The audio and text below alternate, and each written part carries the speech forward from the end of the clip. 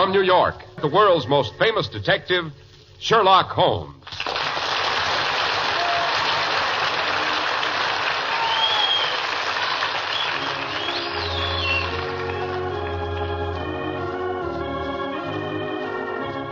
Our stories are based upon the character of Sherlock Holmes, created by Sir Arthur Conan Doyle.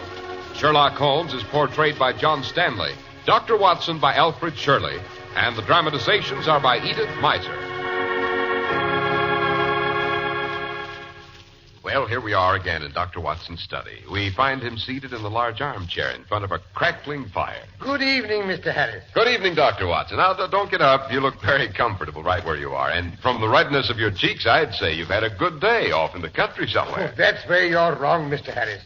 I've been doing museums most of the day, and it's very tiring work, especially with two small boys in tow. I should think so. But where did you collect the kindergarten, Doctor? Oh, it was a brace of nephews of mine. I was helping along with their education, you know. It's a custom in my family that the uncles must take the nephews museum visiting once a year.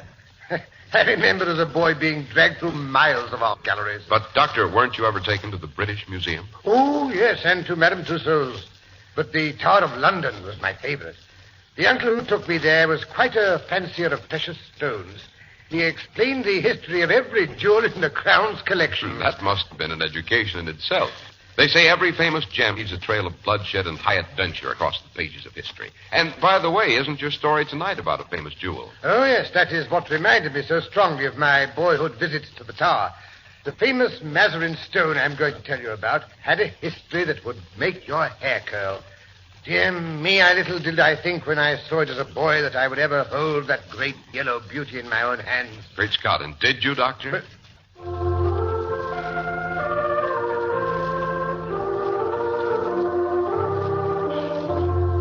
And now, Dr. Watson, let's get back to the story of the Mazarin stone.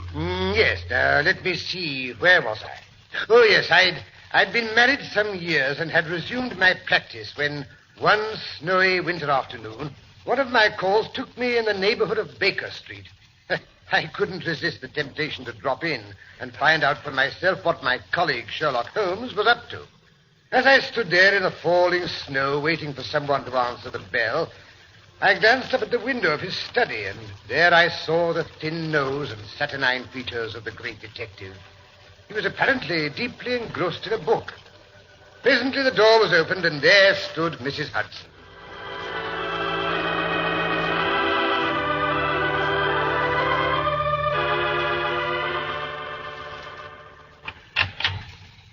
Well, bless my soul, as if it isn't the doctor. Good day to you, sir. It's a pleasure seeing you again. Why, Mrs. Hudson, you're looking as beautiful as ever. You don't change at all. Nor do you, sir. You and your blarney. And how is the great man himself? Him? He's in bed asleep, I think. But I just saw him through the window. So that fooled you, too. That's not him. What do you mean? Just you be going upstairs and find out for yourself. I'm not the one to be giving secrets away. Least of all, Mr. Holmes' secrets. So, he's asleep in the middle of the afternoon, eh? Yes, sir. I suppose that means a case. Yes, sir. He's hard at it now, and he's getting thinner and thinner. When will it be pleased to dine, Mr. Holmes, sir? I'll ask him. 7:30 the day after tomorrow, he'll say. You know his way when he's on a case. Yes, I seem to remember. He's a following someone. You don't say. Yes, sir. Yesterday he was out dressed like a workman, looking for a job. Today he was an old woman. Fair took me in, he did. And Lord knows I ought to be knowing his ways by now. You'll see his old woman's umbrella leaning up against the sofa in his study. Dear me, and what is this case all about? Well, I don't mind telling you, sir. But mind you don't let it go any farther. Cross my heart, Mrs. Hudson. Very well, then. The case of the Crown Diamond. What? The £100,000 burglary? Yes, sir. And Mr. Holmes is getting it back for him.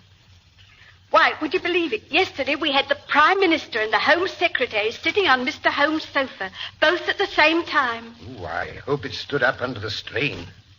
And how did Holmes behave to such famous persons on his couch? Him? He was very nice to them and put them right at their ease. Oh, indeed.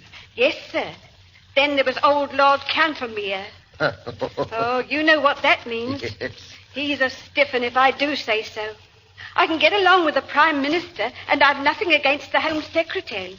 He seems an obliging sort of man with a civil tongue in his head. But I can't abide his lordship. Oh, poor fellow. Yes, sir, and neither can Mr. Holmes. You see, he don't believe in Mr. Holmes, and he's against employing him. He'd rather he failed. Does Holmes know that, do you think? Mr. Holmes knows whatever there is to know. Oh, absolutely.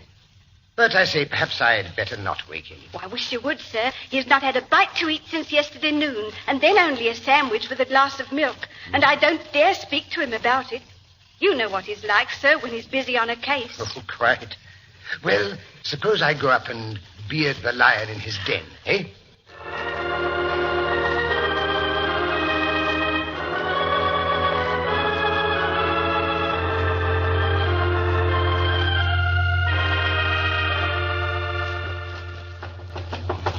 Holmes. I say, Holmes, are you awake? He must be asleep.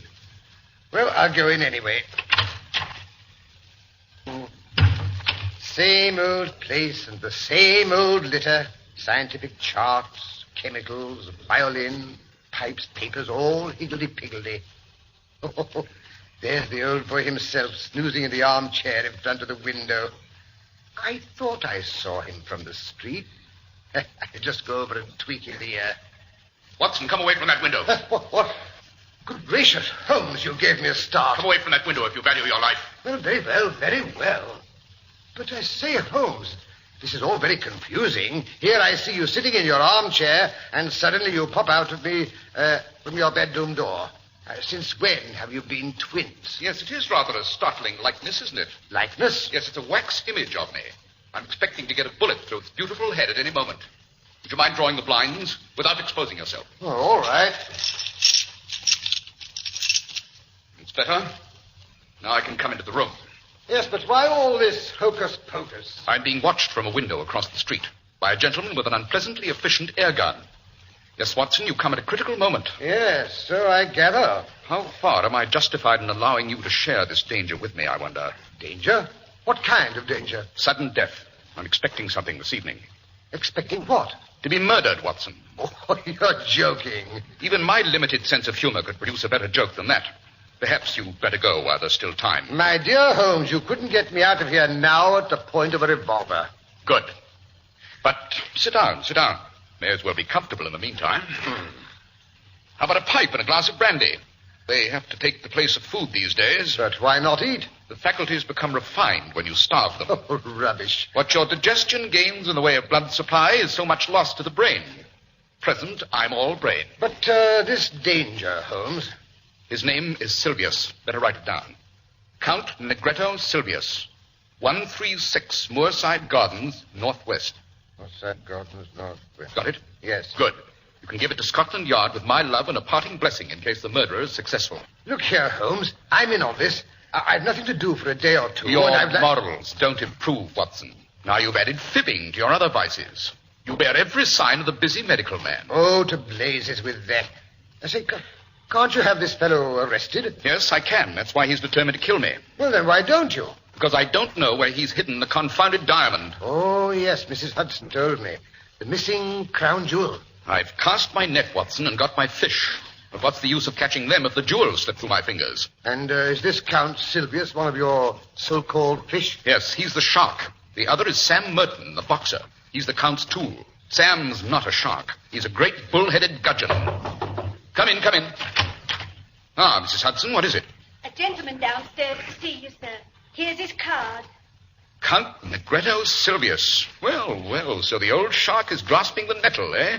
That metaphor is a trifle mixed, Holmes. Show him up, Mrs. Hudson, when I ring. If I'm not in the room, show him up all the same. Yes. Man of nerve, Watson. Possibly you've heard of his reputation as a big game hunter. What a triumphant ending to his sporting record if he succeeds in adding me to his bag. This is proof that he feels my breath uncomfortably hot on his neck. Look here, why not send for the police? Not yet. Not quite yet. Take a glance out of the window, Watson, and see if anyone's hanging about. Yes, all right. There's one rough-looking fellow near the door. That will be Sam. Faithful but fatuous. I say, look here, Holmes, this is serious. I insist on staying with you. But you'll be in the way. In his way? No, in mine. Well, I'm not going to budge. Very well, we'll compromise. You shall stay in the bedroom within call in case I need you. Yes, but Holmes... Come along. It's essential that this room be empty when the Count enters it. He's come for his own purpose, but he may stay for mine. Hurry. I think I hear his step on the stairs. Oh, he's not in here, sir. But won't you step in? I'm sure he'll be back in a moment. Many thanks. And now you'll pardon me, sir. Certainly. So, this is his den, eh? His bottles and his papers and all the rest of his hocus pocus. Oh, softly, Sylvia, softly. There's the old vulture himself asleep in his chair. What luck, eh, Sylvia? One tap from my gold-headed cane. Don't break it, Count. Don't break it. Holmes, you. Quite. I trust you weren't expecting someone else. I see you've been admiring my waxed figure. Pretty little thing, isn't it? Tavernier made it. He's almost as good at waxworks as your friend Straubenzee is at air guns. Air guns? What do you mean? First, put your hat and stick on the side table. Thank you. Now, pray take a seat. Perhaps you'd like to put your revolver on the table, too. No, you prefer to sit on it? Very well. This visit is most opportune. I want a few minutes' chat with you. Good. I, too, wish to have some words with you. May I ask why all these personal attentions? Because you annoy me. You have put your creatures on my tracks. My creatures? I assure you no. Nonsense. I've had them followed. Now, two can play at that game, my friend. Yesterday, there was a sporting old gentleman. Today, it was an elderly woman. You flatter me, Count. Old Baron Dawson said the night before he was hanged that in my case, what the law had gained, the stage had lost. And now you praise my impersonations. Dear me. It was you. You yourself? Quite. There's the old lady's umbrella you were gracious enough to hand back to me when we collided in the Minories this morning. If I'd only known. I would never have seen this humble home again, eh? Oh, well, we all have our neglected opportunities. You admit you have dogged me. Why? You used to shoot lions in Algeria? Well. But why? Why? The sport, the excitement, the danger. And no doubt to free the country from the pest. Exactly. Well, those are my reasons in a nutshell. What? You did. I'll show you. Sit down at once and take your hand from your hip pocket. That's better. There's another, more practical reason. I want that diamond. Fancy that. Your reason in coming here is to find out how much I know, so you may judge how far my removal is necessary. Well, I shall say from your point of view, it's quite essential. Absolutely. In short, there's only one thing I do not know. And what is the missing fact, if I may inquire? Where is the crown diamond hidden? Oh, dear me. So that's it. Suppose I don't know. You can't bluff me, Sylvius. You're absolute in plate glass. I can see to the very back of your mind. Really? Well, then, of course, you see where the diamond is. You know then. You've admitted it. I admit nothing. Oh, come. Be reasonable. If not, you'll get hurt. And you talk to me about bluff. You see this notebook? Surely. You know what I keep in it? No, I don't pretend to be a mind reader. This book is you. Me? Yes, you. Every move of your filthy, dangerous life. You know, Holmes, there are limits to my patience. It's here, all of it. The real facts in the death of Mrs. Harold, who left you the Blymer estate. Fabrication. The complete life history of Miss Minnie Warrender. You can't prove anything. And plenty more. Here is a robbery in the train de luxe to the Riviera on February the 13th, 1892. The forged check on the Credit Lyonnais. No, you're wrong there. Then I am right about the others. Oh. Now then, Count. You're a card player. The other fellow has all the trumps. Time to throw in your hand. What connection is all this with the theft of the crown jewels? Patience, my dear fellow, patience. I have the cabman who took you to Whitehall, the one who drove you away. I have the commissionaire who saw you near the case. That proves nothing. I have Ike Sanders. Ike? Yes, Ike Sanders, who refused to cut it up for you. Ike has peached. Ike. Oh, wait till I get Yes, my... that is the hand I play from. Only one card is missing. The ace of diamonds. You'll never get it. No? Consider. You're going to be locked up for 20 years, you and Sam. Perhaps longer. What good will the diamond be to you then? None in the world. Now, we don't want you, and we don't want Sam. We want the diamond. Give it up, and as far as we're concerned, you're free if you behave yourself in the future. My commission is to get the stone, not you. And if I refuse? Then it will be you, and not the stone. I think it might be as well to have your friend Sam at this conference. He's waiting outside in the street. Suppose you tap on the window and motion him to come up. Oh, Mrs. Hudson will let him in. She's quite used to my receiving curious characters. Very well. He's coming. Now, what are you going to do? I have a shark and a gudgeon in my net. Now I'm drawing it. And up they come together. You will never die in your bed, Holmes. Does it matter very much? It's no use fingering your pistol, my friend. You wouldn't dare to use it, even if I gave you time to draw. Noisy things, revolvers.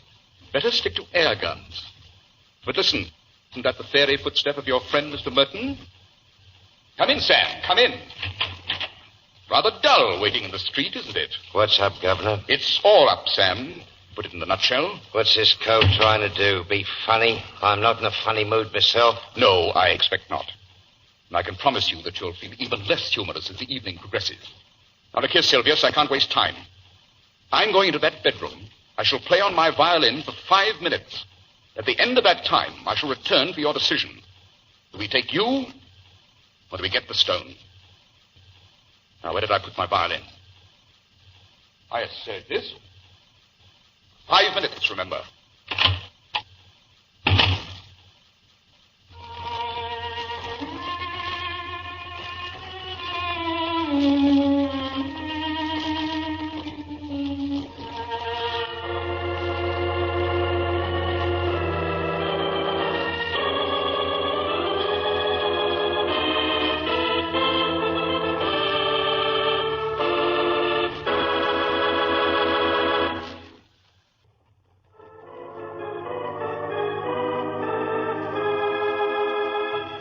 Now let's return to 221B Baker Street, where Count Sylvius and his henchman Sam are discussing their dilemma, while Sherlock Holmes' violin can still be heard in the next room.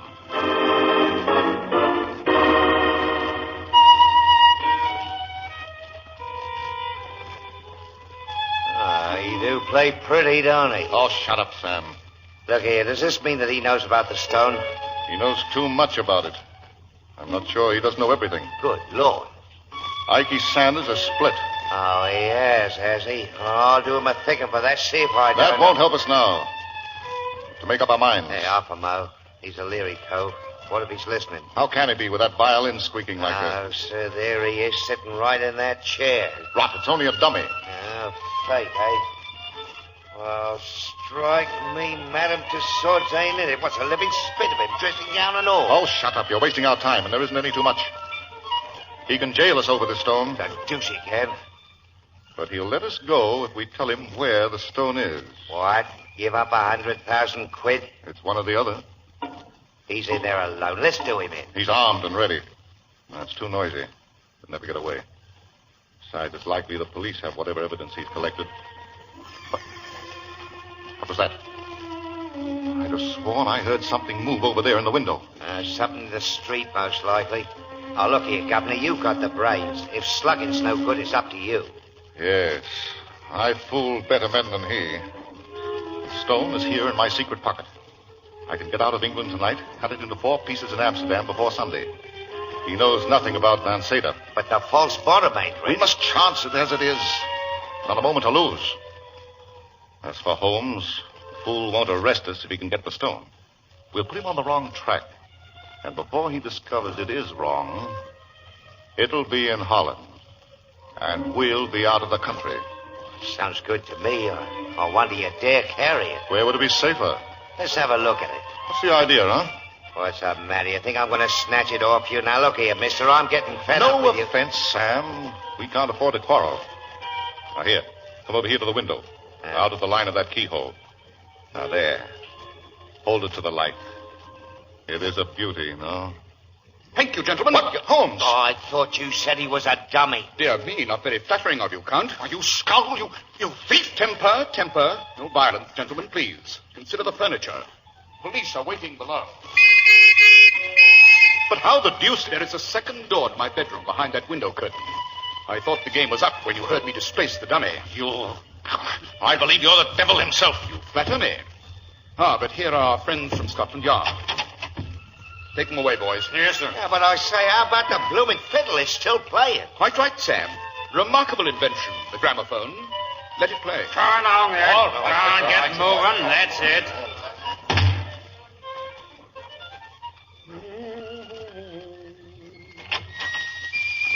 right, Watson. You can stop that machine. I say, Holmes, I've lost at least 5 pounds in the last half hour. Very beneficial to your waistline. You're becoming disgustingly plump. Look at this. Why, it's the Crown Diamond. Hello, what's up now? Come in, come in. Oh, Mrs. Hudson. Lord Cantlemere, dear. What again? Don't he ever let us alone? Well, show him up. He's up, sir, begging your pardon. Well, I must say, Holmes, you have most unmannerly people in your household. I ran into a group of ruffians as I was coming to the door. Oh, that must have been the fellows from Scotland Yard. It's rather warm in here. May I take your overcoat, Lord Cantlemere? No, I'm quite comfortable. Furthermore, I have no intention of staying. Dr. Watson will assure you that these sudden changes of temperature are most insidious. Take your hands off my coat. I intend to keep it on. Very well. I came to see how your self-appointed task is getting on. It's difficult. Very difficult. Yes, I suspected you would find it so. Every man has his limitations. Yes, I've been greatly perplexed. No doubt. Especially on one point. But perhaps you can help me. You apply for my advice rather late in the day. Still, I'm ready to give you the benefit of my opinions. You understand, we can doubtless frame a case against the actual thieves. Once you have caught them. Quite. But the real question is, how shall we proceed against the receiver? What would you regard as the final evidence against the receiver? The actual possession of the stone, of course. You would arrest him on that? Why, certainly. In that case, my dear Lord Cantlemere, I shall be under the painful necessity of advising your arrest. Oh, forget yourself, Mr. Holmes. I have no time for such childish jokes. I may tell you frankly, sir, that I have never had any belief in your powers. Good evening. One moment. Actually, to make off with a Mazarin stone would be even more serious to be found in temporary possession of it. It is intolerable. Let me pass immediately. Just put your hand in the right-hand pocket of your overcoat. What do you mean? Do as I ask. Well, however, I say, what's this? It seems to be the Mazarin stone. For shame, sir, for shame. Well, bless my soul. How in thunder. Well, I'll be... Undoubtedly. However, I really must apologize. I never could resist a dramatic situation. I took the liberty of slipping the stone into your pocket at the beginning of our interview. Well, to say I am bewildered is putting it mildly. We are greatly indebted to you, sir, in spite of your somewhat perverted sense of humor. And I certainly withdraw any reflection I may have made on your amazing professional powers. How could you... The details can wait. I trust your pleasure in relaying news of our success will be some small atonement for my practical joke. Oh, yes, it will, sir. It will indeed. I can hardly wait to get the good word around. Good day, Mr. Holmes. Good day, Lord Cantlemere. Watson, will you show his lordship out? With pleasure. And tell Mrs. Hudson I should be obliged if you'd send up dinner. For 2. As soon as possible.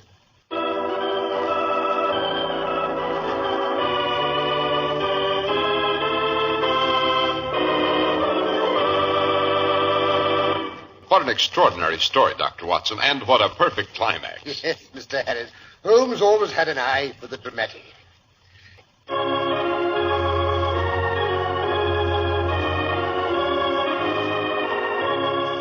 The world's most famous detective, Sherlock Holmes.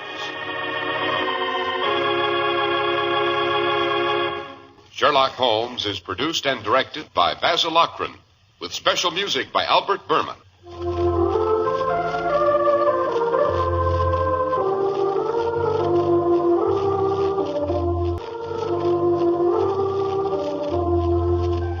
Be sure to listen next week to Sherlock Holmes in the Case of Sudden Senility.